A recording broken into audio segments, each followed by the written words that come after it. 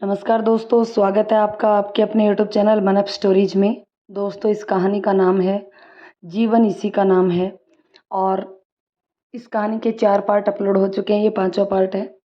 दोस्तों, ये कहानी पढ़ने से पहले, ये पार्ट पढ़ने से पहले आपको बाकी के 4 पार्ट पढ़ने होंगे, जिसका लिंक आपको नीचे डिस्क्रिप्शन बॉक्स में प्लेलिस्ट दी हुई है इसी नाम से, कहानी के नाम से ही। तो उसको उसमें जा कर के सारे पार्ट्स पढ़ सकते हैं। तो चलिए इस पार्ट को शुरू करते हैं।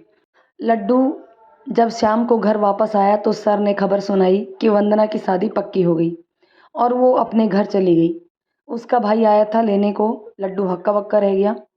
तड़प की एक लहर सी उठी उसके मन में और गहराई में जाकर दब गई। वह किसी से भी कुछ भी नहीं कह पाया और चुपके से वंदना के कमरे में गया और कोई निशानी ऐसी जिससे ये पता चले कि वंदना भी लड्डू को पसंद करती है, मगर उसे कुछ न मिला। और सिर्फ 1 हफ्ते में वंदना की शादी भी हो गई। आशा को जब पता चला तो वो दौड़ी भागी घर आई और शादी रोकने की कोशिश की, मगर असफल हुई। वंदना से मिली तो वंदना ने कह दिया कि जो माँ बाप कहेंगे वही होगा। आशा ने जब कहा और लड्डू का क्या, तो आंखें बरस गई और बोली, उनका क्या? आशा ने कहा, ये तुम मुझसे पूछ रही हो? तो वंदना बोली, वंदना की किस्मत में लड्डू नहीं रहे कभी दीदी। उनसे कहिए भूल जाए मुझे।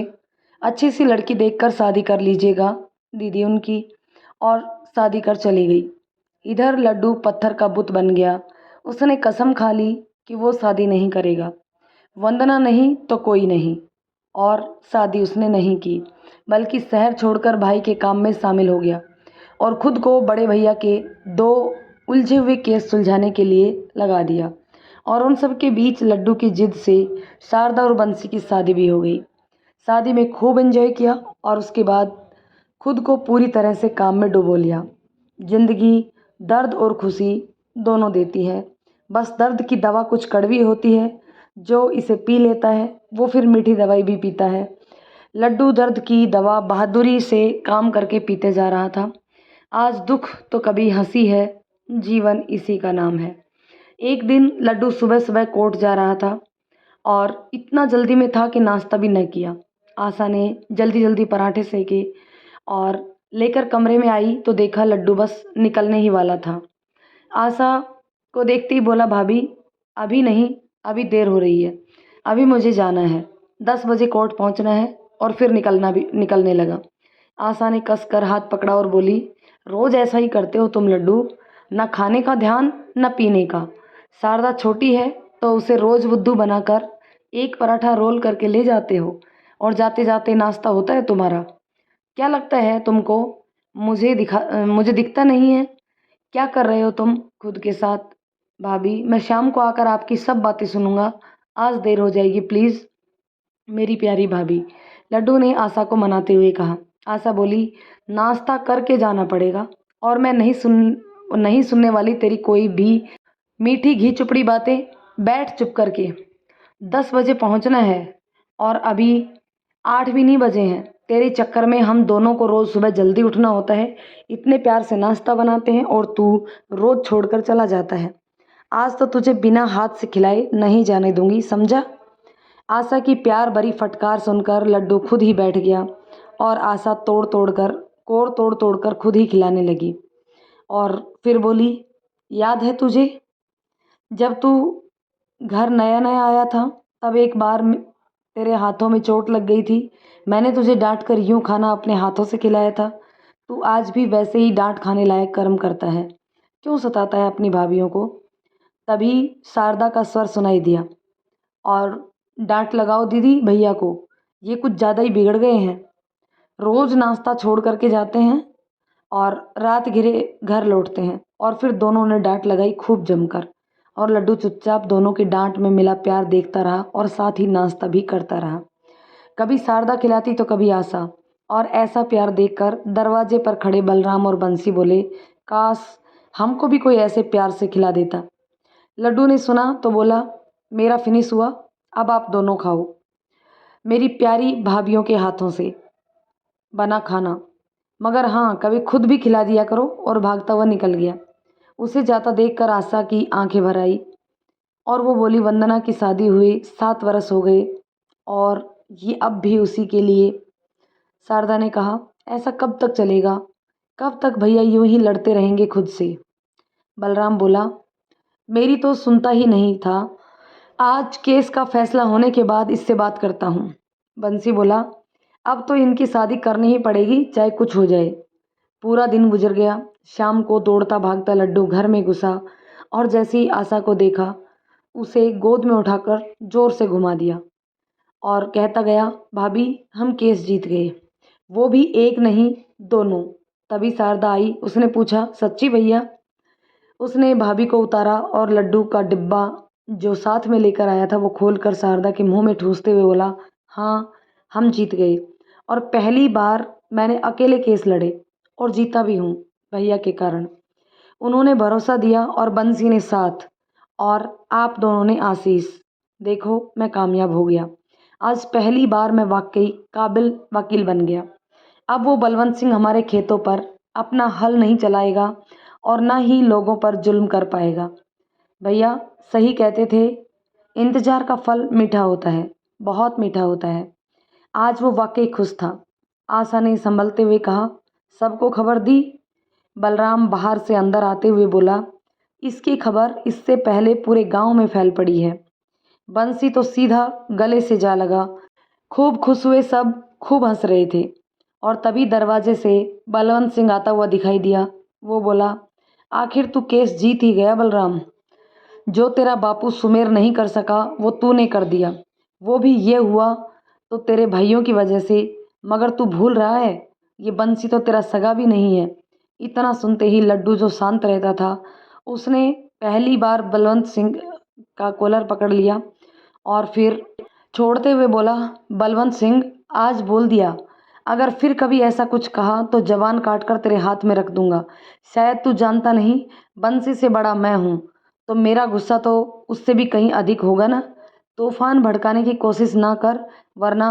बंसी बोला, वरना इस दरवाजे से आ तो गए हो, साबुत नहीं जाओगे। लड्डू ने बंसी को देखा। बंसी बोला, परिवार का मतलब तू क्या जानेगा बलवंत सिंह? तूने तो अपने सगे भाइयों के साथ धोखा किया है। तू हम लोगों को सगा कैसे होगा? तू भूल रहा है, हम में सुमेर का ही खून है, और सुमेर का खून तब तक शांत रहता है जब तक कोई उसे भड़काता नहीं। पहले जाकर अपने परिवार संभाल। मेरे परिवार को कोई गंदी आंख से भी देखेगा तो आंखें फोड़ दूंगा।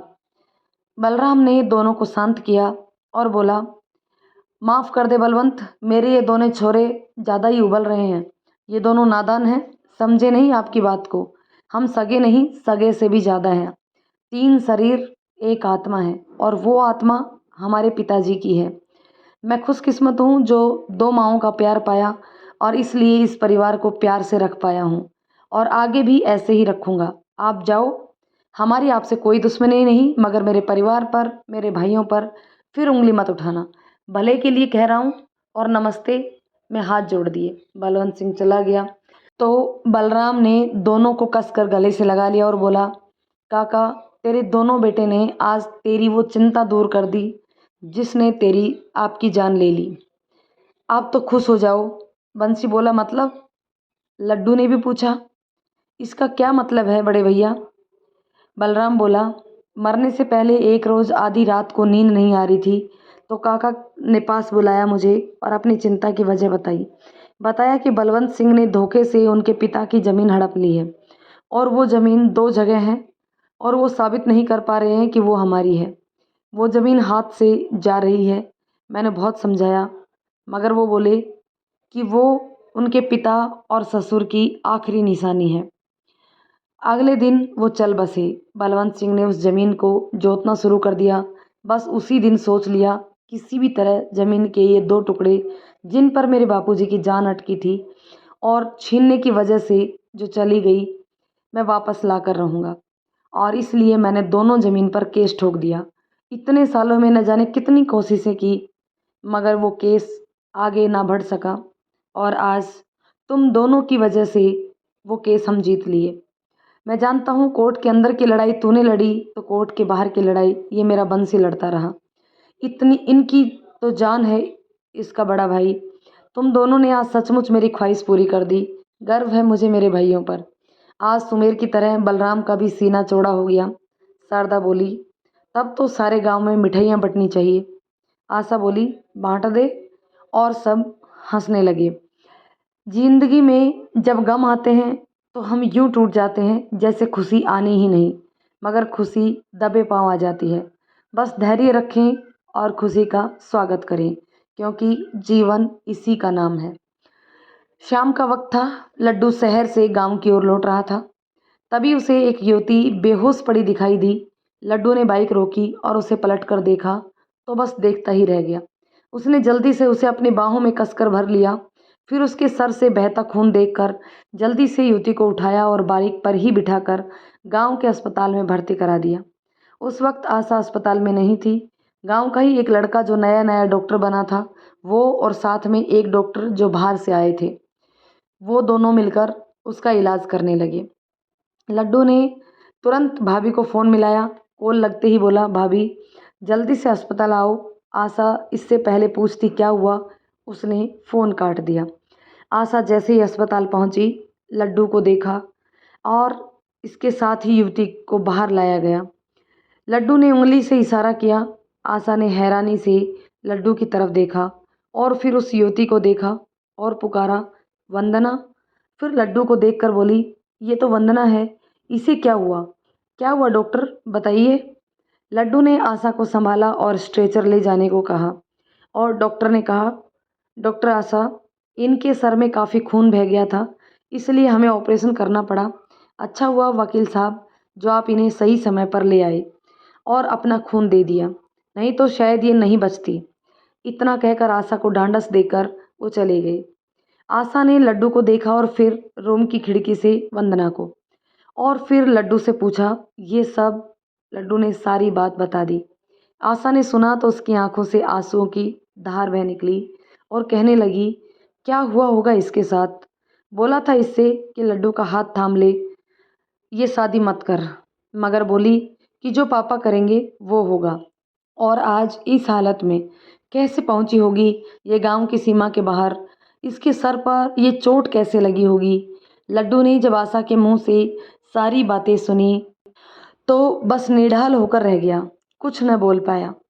आशा कुछ पल को भूल गई थी, मगर जब उसे याद आया तो उसने जल्दी से लड्डू की तरफ देखा और बढ़कर उसके पास गई और उसका हाथ कस कर पकड़ा।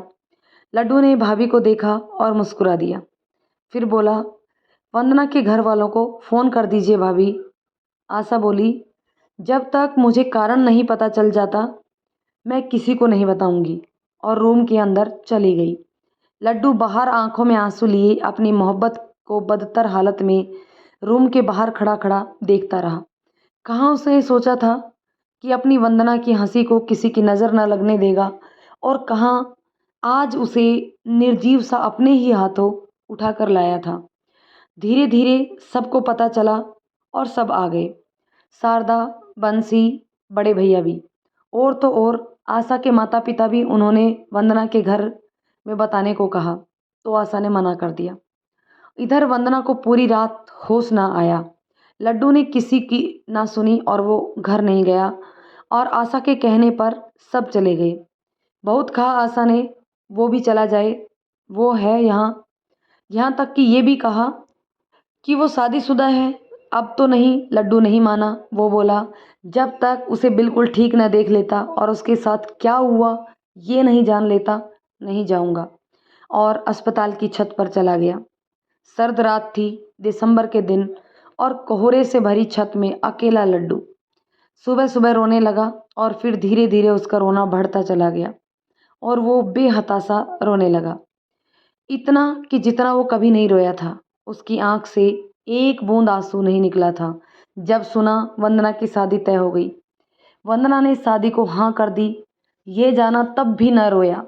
वो विदा हो गई, ये जानकर भी न रोया। और आज उसे तकलीफ़ में बर्दाश्त नहीं कर पाया, और उसके अंदर का बवंडर जो इतने सालों से दबा पड़ा था वह बाहर निकल आया। बहुत देर तक वो सर्दी की सर्द रात में रोता रहा, और जब नीचे आया तो पता चला बाकी सब लोग चले गए हैं और भाभी यही है। भाभी की रात के 2 बजे तक ड्यूटी थी, तो वो रूम के अंदर भी नहीं गया। 2 बजे आशा की ड्यूटी ख़त्म हुई वो ज़बरदस्ती आशा को घर छोड़ आया और खुद पहली बार हिम्मत करके उसके कमरे में गया। शायद बेहोशी में ही उसने करवट ली थी। उसकी पीठ दिख रही थी। उसने ढकने को कपड़ा पकड़ा ही था कि उसकी पीठ के जख्म उसे दिख गए। उसने बहुत हिम्मत करके हाथ फिराना चाहा और जैसे ही हाथ लगाने वाला था कि वंदना की मांग का सिंदूर उसे दिख गया। वो झट से हट गया और उसने नर्स को बुलाया। नर्स आई तो उसने उसे चोट के बारे में बताया तो नर्स बोली, उनके शरीर में ऐसे बहुत से जख्म हैं, दवा दी गई है, वो जल्द ही ठीक हो जाएगी। इतना कहकर नर्स जाने लगी। दोस्तों, इस पार्ट को हम यहीं पर ख़त्म करते हैं और आगे की कहानी नेक्स्ट पार्ट में जानते हैं कि आखिर क्या हुआ था वंदना के साथ और उसका बदला, या यूँ कहें कि अब क्या करेगा लड्डू।